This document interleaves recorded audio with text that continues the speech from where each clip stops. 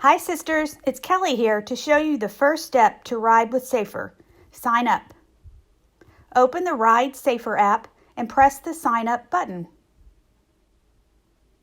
Enter your name, email, and phone, select your gender, create a password, and press Continue.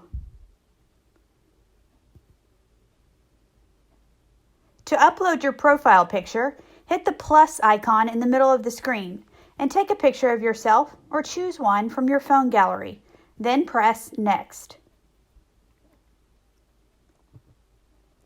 Scan your credit card or enter its information and press the Continue button.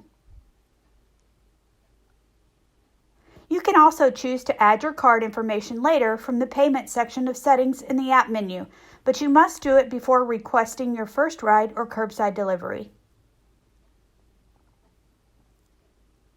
We will send you an email and SMS too. Please click on the links given in them to verify your email address and phone number. We look forward to riding with you soon. Bye for now.